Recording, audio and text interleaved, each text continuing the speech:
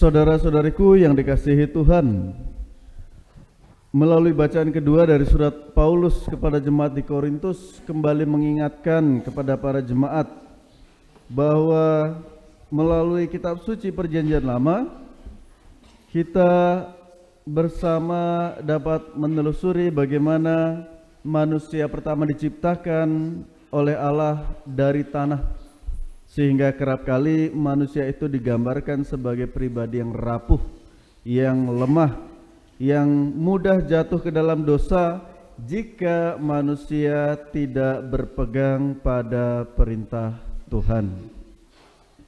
Sedangkan dalam kitab suci Perjanjian Lama, kitab suci Perjanjian Baru, kita digambarkan manusia kedua, yakni Kristus yang lahir dari Roh Kudus. Maka dua hal ini memberikan gambaran dan dampak yang berbeda. Penciptaan pertama Adam sebagai manusia yang dilahirkan dari tanah dengan karakter yang tadi Romo sudah jelaskan di awal, rapuh, lemah dan mudah tergoda dalam kedosaan, memberikan gambaran akan manusia lama kita. Maka kita pun harus sadar bahwa hidup kita sebagai manusia baru terlahir kembali ketika kita dibaptis. Barangkali di sini sebagian besar umat dibaptis ketika balita sehingga penghayatannya kurang. Namun bila kita dibaptis secara dewasa, akan ada suatu transformasi dan kesadaran bahwa ya, sebelum saya menjadi Katolik, saya hidup dengan cara hidup yang lama. Maka setelah menjadi Katolik, saya harus menjadi pribadi yang baru, yang hidupnya dinaungi Roh Kudus. Bukan berarti kita yang dibaptis secara balita kemudian juga tidak menyadari hal ini. Maka diingatkan kembali bahwa konsekuensi untuk hidup dari roh itu apa? Dalam bacaan pertama kita mendengar suatu kisah yang luar biasa dari kitab Samuel yang menggambarkan perjuangan hidup Daud dari kejaran Saul. Kalau kita baca lagi dalam kitab suci Perjanjian Lama, setelah Daud mengalahkan Goliat, Daud kemudian dipilih Allah untuk menjadi penerus kerajaan Israel yang didukung oleh beberapa orang. Namun Saul, raja yang tengah bertahta, tidak menghendaki hal itu. Maka demi melanggengkan kepemimpinannya, ia memburu Daud agar Daud tidak menjadi penggantinya. Dengan kata lain, Saul dan Daud adalah dua pribadi yang tidak bisa disatukan karena perebutan tahta kerajaan. Meski Saul membenci Daud dan juga ingin membinasakannya, namun kita bisa mendengar dan membaca dalam bacaan pertama tadi bagaimana Daud tetap mengasihi Saul sebagai orang pilihan Allah yang sedang bertahta. Dengan kata lain juga mau menggambarkan kepada kita bagaimana Daud menjadi teladan untuk kita agar dapat tetap mengasihi orang-orang yang membenci kita, yang memusuhi kita, yang membuat kehadiran kita sebagai gangguan baginya, sehingga tak jarang orang-orang demikian menghasut orang-orang di sekitar untuk ikut juga membenci, memusuhi dan lain sebagainya. Sehingga senjata yang tak nampak itu, kalau pedang itu kelihatan tajam, tetapi orang bilang lidah itu senjata yang tajam namun tak bertulang, itu juga lebih mengerikan ketika menghasilkan dampak di mana semakin banyak orang membenci, atau dengan kata lain menebar kebencian di tengah masyarakat. Maka kita kembali diingatkan oleh Yesus untuk menjadi pribadi-pribadi Kristiani yang hidup dari roh, maka kita mesti hidup lebih baik dari yang lain. Lebih baik dari yang lain itu apa? Dalam bacaan Injil kita mendengar bersama bagaimana kriteria-kriteria yang digambarkan oleh Yesus sebagai murid yang dikasihi Tuhan, yakni mereka yang berusaha untuk mengampuni orang lain, bahkan dikatakan mohonkanlah berkat dari orang yang mengutuk kamu. Apakah itu mungkin? Jika kita hidup di dalam Roh Kudus, tentu saja mungkin. Akan tetapi dalam kenyataannya tak mudah. Bagaimana kita bisa mengampuni seseorang apabila di dalam hati masih ada kebencian dan dengki? Seorang mengatakan kepada saya, Romo, saya belum bisa mengampuni si A. Kenapa? Karena dia telah menyakiti hati saya, mempermalukan saya di depan umum. Lalu apakah dia sudah meminta maaf? Iya, dia sudah minta maaf, tapi saya belum bisa mengampuni.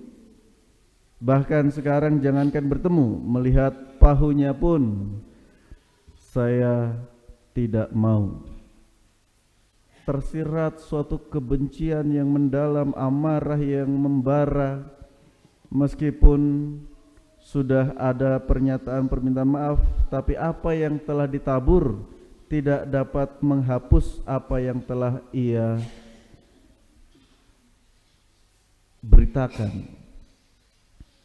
Maka kita selalu diingatkan, berhati-hatilah dalam bertutur kata. Jika kita tidak tahu kebenarannya, jagalah sebagai sesuatu itu menjadi milik kita. Apabila itu kebaikan, maka wartakanlah. Jika itu sesuatu yang kurang baik, maka simpanlah di dalam perbendaharaanmu. Dengan demikian, apa yang kita wartakan bukan suatu kebencian, melainkan pengharapan, pengampunan, dan juga belas kasihan. Selanjutnya kita diajak untuk mewujudkan cinta kasih itu dalam tindakan-tindakan nyata dengan memberi, apalagi dikatakan janganlah engkau mengharapkan balasan atas kebaikan yang kau lakukan. Berilah tanpa mengharapkan imbalan. Wah, ini tidak mudah ya, terutama dalam hidup bersama sebagai masyarakat. Ketika seseorang datang dengan kesulitannya, berkeluh kesah untuk meminjam sejumlah dana, lalu kemudian ketika diberikan dengan tenggat waktu yang diberikan tak kunjung kembali, ketika ditagih malah dimarahi. Nah, itu kejadian-kejadian yang akrab di telinga dan di tengah masyarakat. Maka kerap saya memberikan wejangan, ya barangkali juga tidak sejurus dengan kitab suci ya, agar kita tidak sakit hati ketika orang enggan untuk mengembalikan apa yang dipinjam, maka bantulah sedapatnya. Artinya kalau orang minta sejumlah, ya jangan 100% diberi, berilah semampumu, agar kalaupun orang itu tidak bisa mengembalikannya, kita tidak merasa rugi besar. Orang begitu stres ketika memberikan pinjaman dan tidak kembali, kemudian menggerutu. Itu salah kita juga. Berbuat baik boleh, tetapi juga harus melihat situasi dan kondisi. Kadang ada orang-orang yang tahu diri, ketika dibantu ya ia akan memberikan yang terbaik, tetapi juga ada orang yang tidak tahu diri, ketika sudah dibantu lupa dengan jasa orang yang telah membantunya. Inilah yang terjadi dalam Yesus. Ketika Yesus hidup dan berkarya, ia banyak membantu orang lain, menyembuhkan banyak orang lain. Namun ketika ia dihakimi, ketika ia dihukum salib, siapakah yang berani maju untuk membelanya? Inilah pengalaman kita sebagai orang Kristiani. Kita memang dituntut dan diajak untuk menjadi pribadi-pribadi yang baik, berbuat baik tanpa mengharapkan kebaikan itu akan kembali ke dalam diri kita, terutama melalui orang-orang yang kita bantu. Akan tetapi kebaikan mesti kita tetap jalankan. Kenapa? Karena Tuhan akan mengirim orang lain untuk memberkati kita. Seorang yang sedang sakit merasa dirinya tidak dapat diselamatkan, bahkan ketika ia meminta bantuan kepada orang yang pernah dibantunya, seolah-olah lupa. Akan tetapi Tuhan mengutus tenaga medis lain untuk membantunya melewati penderitaannya sehingga ia dapat sembuh. Kemudian ia akhirnya sadar dan bersyukur bahwa berkat Tuhan tidak dapat kita harapkan ketika kita berbuat baik kepada seseorang, kemudian kita mengharapkan kebaikan itu kembali kepada kita. Kita mesti menabur kebaikan dimanapun, meskipun ada satu dua yang tidak akan mengingat jasa baik kita, akan tetapi kebaikan itu akan datang menghampiri kita melalui orang-orang yang tidak kita bayangkan, barangkali orang yang tidak kita kenal, atau bahkan selama ini tidak pernah kita jumpai. Itulah cara Tuhan dalam memberkati kita. Maka ketika kita mengalami kesulitan terhadap seorang, jangan berputus asa, karena barangkali ia menjadi alat Tuhan untuk menjadi batu sandungan bagi yang lain. Kenapa Tuhan menggunakan mereka sebagai alat? Karena Tuhan ingin menguji kesabaran kita, karena Tuhan ingin menguji kebaikan hati kita, ketulusan hati kita, dan karena Tuhan ingin agar kita menjadi pribadi yang lebih kuat. Maka satu hal yang menarik ketika hidup di tengah masyarakat, berjuanglah untuk tidak hidup dengan telinga yang tipis.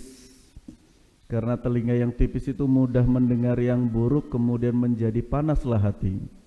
Berusahalah untuk menjadi pribadi yang punya telinga tebal. Bagaimana Romo, apa kami harus suntik telinga kami supaya tebal? Bukan. Artinya jangan terlalu pedulikan apa yang dikatakan orang jika itu tidak benar. Percuma kita membuktikan diri kebenaran kita terhadap satu orang dan terhadap satu cerita, karena semakin kita berusaha, semakin orang melihat kita semakin tidak baik. Tetaplah buktikan dan lakukan yang terbaik, tidak perlu memperbaiki apa kata orang, supaya orang yang mendengar apa yang disampaikan tentang kita pun akhirnya sadar mana yang benar. Maka saudara-saudariku yang dikasihi Tuhan, dalam kerapuhan sebagai manusia, kita memang tak luput dari kesalahan dan dosa. Namun sekali lagi kita dikuatkan dan diteguhkan ketika dilahirkan dalam pribadi yang baru bersama Roh Kudus. Maka mari kita mohon berkat Tuhan melalui Roh Kudus, agar segala kemanusiaan dan kelemahan kita diangkatnya. Kita boleh menjadi pribadi-pribadi baru yang membawa pengharapan dan kebaikan bagi semakin banyak orang. Semoga kasih Kristus menyertai kita. Amin. Amin. Saudara